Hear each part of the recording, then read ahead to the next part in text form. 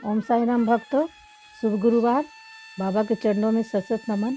और सबसे पहले आप सभी लोगों को हैप्पी मकर संक्रांति। तो एक बाबा का और ये सीडी साई चैनल की ओर से आप सभी साई भक्तों को ओम साई राम।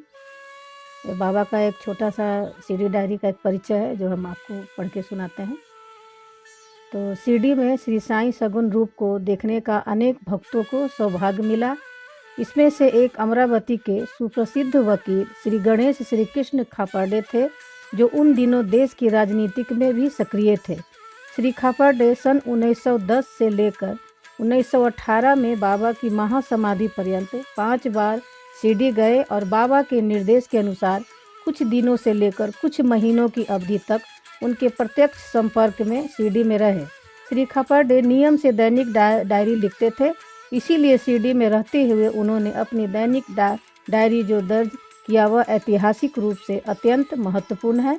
श्री खापर्डे की दैनिक डायरी भी उन प्रविष्टियों को शिरडी डायरी के नाम से प्रकाशित किया गया है। इसमें श्री साईं बाबा के दिव्य व्यक्तित्व, क्रियाकलाप, हाव भाव, लीलाएं और उन दिनों शिरडी के परिवेश और जनमानस की अद्भुत झलक है। ओम साई राम भक्तों, ओम साई राम भक्तों, आज बहुत ही पावन दिन है और ये संयोग कि आज गुरुवार भी है और आज मकर संक्रांति भी है। तो इसी पर हमको एक छोटा सा बाबा का श्री साई चरित्र का अध्याय 28 का याद आ गया, मेघा का, जो गंगा स्नान, जो बाबा को मेघा गंगा स्नान कराना चाहता था और बाबा बोलते थे कि नहीं नहीं ये सब में क्या है, तुम तो वो कर रहे हो। तो वही हम आपको पढ़ के सुना रहे हैं। आज बहुत अच्छा शुभ दिन है, तो चलिए हम पढ़ते हैं। गंगा स्नान। एक बार मकर संक्रांति के अवसर पर मेघा ने विचार किया कि बाबा को चंदन का लेप करूं तथा गंगा जल से उन्हें स्नान कराऊं। बाबा ने पहले तो इसके लिए अपनी स्वीकृति नहीं दी, परंतु उनकी लगातार प्रार्थना के उपरांत उन्होंने किसी प्रकार स्वीकार कर लिया। गोदावरी नदी का पवित्र जल लाने के लिए मेघा को 8 कोस का चक्कर लगाना पड़ा। वह जल लेकर लौट आया और दोपहर तक पूर्ण व्यवस्था कर ली। तब उसने बाबा को तैयार होने की सूचना दी। बाबा ने पुनः मेघा से अनुरोध किया कि मुझे इस झंझट से ही दूर रहने दो, मैं तो एक फकीर हूँ, मुझे गंगा जल से क्या प्रयोजन। परंतु मेघा कुछ सुनता ही नहीं था। मेघा की तो यह दृढ़ धारणा थी कि शिवजी गंगा जल से अधिक प्रसन्न होते हैं। वो तो बाबा को मेघा माने शिवजी का ही अवतार समझते थे, इसीलिए ऐसे शुभ पर्व पर अपने शिवजी को स्नान कराना हमारा परम कर्तव्य है। अब तो बाबा को सहमत होना ही पड़ा और नीचे उतर कर वे एक लकड़ी के तख्ते पर बैठ गए तथा अपना मस्तक आगे करते हुए कहने लगे कि अरे मेघा, कम से कम इतनी कृपा तो करना कि मेरा केवल सिर पर ही पानी डालना। सिर शरीर का प्रधान अंग है और उस पर पानी डालना ही पूरे शरीर पर पानी डालने के सदृश है। मेघा ने अच्छा अच्छा कहते हुए बर्तन उठाकर सिर पर पानी डालना प्रारंभ किया। ऐसा करने से उसे इतनी प्रसन्नता हुई कि उसे उच्च स्वर में हर हर गंगे कहते हुए समूचे बर्तन का पानी बाबा के संपूर्ण शरीर पर उड़ेल दिया और फिर पानी का बर्तन एक ओर रखकर वह बाबा की ओर निहारने लगा। उसने देखा कि बाबा का तो केवल सिर ही भींगा है और शेष भाग ज्यों का त्यों बिल्कुल सूखा ही है। यह देख उसे बड़ा आश्चर्य हुआ। ओम साई राम भक्तों, तो कितना सुंदर यह लीला है। आज के दिन ही बाबा का मतलब गुरुवार भी है और मकर संक्रांति भी है, तो इस पर ये पढ़ना बहुत ही अच्छा हमको लगा और आप लोग को लगा कि हम ये बताएं छोटा सा। तो चलिए अब हम सीडी डायरी आरंभ करते हैं पढ़ना। 29 दिसंबर 1911। मुझे उठने में थोड़ी देर हुई और फिर श्री नाटेकर, जिन्हें हम हंस और स्वामी कहते हैं, के साथ मैं बातचीत करने बैठ गया। मैं पूजा वगैरह समय पर समाप्त नहीं कर पाया और साईं महाराज के बाहर जाते हुए दर्शन नहीं कर सका। जब वे मस्जिद लौटे तब मैंने उनके दर्शन किए। हंस मेरे साथ थे। साईं महाराज बहुत अच्छे भाव में थे और उन्होंने एक कहानी शुरू की जो कि बहुत प्रेरक थी, लेकिन दुर्भाग्यवश त्रिम्बकप, जिसे हम मारुति कहते हैं, वे अत्यंत मूर्खतावश बीच में ही टोक दिया और साईं महाराज ने उसके बाद विषय बदल दिया।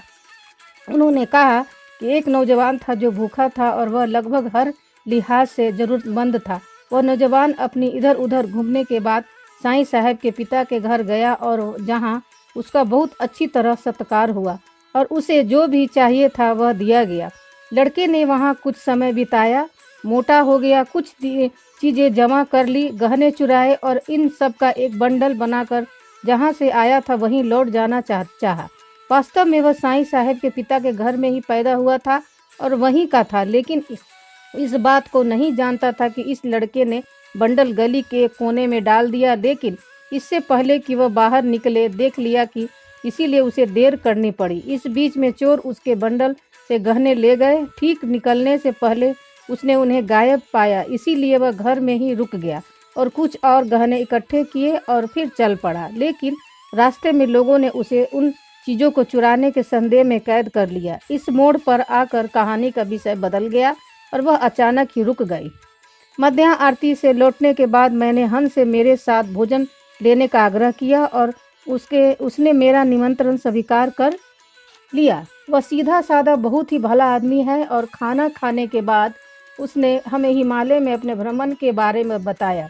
वह किस तरह मानसरोवर पहुंचा, किस तरह उसने वहां एक उपनिषद का गायन सुनाया, किस तरह वह पद चिन्हों के पीछे गया, किस तरह वह एक गुफा में पहुंचा, एक महात्मा को देखा, किस तरह उस महात्मा ने उसी दिन बम्बई में हुई तिलक की सजा के बारे में बात की, किस तरह उस महात्मा ने उसे अपने भाई बड़े सहपाठी से मिलवाया, किस तरह आखिरकार वह अपने गुरु से मिला और कृतार्थ हुआ। बाद में हम साईं बाबा के पास गए और मस्जिद में उनके दर्शन किए। उन्होंने आज दोपहर मेरे पास संदेश भेजा कि मुझे यहाँ और 2 महीने रुकना पड़ेगा। दोपहर में उन्होंने अपने संदेह की पुष्टि की और फिर कहा कि उनकी उदी में महत आध्यात्मिक गुण है। उन्होंने मेरी पत्नी से कहा कि गवर्नर एक सरकारी नौकरी के साथ आया और साईं महाराज से कि उनसे अनबन हुई और उन्होंने बाहर निकाल दिया और आखिरकार गवर्नर के साथ समझौता कर लिया। भाषा अत्यंत संकेतात्मक है, इसीलिए उनकी व्याख्या करना कठिन है।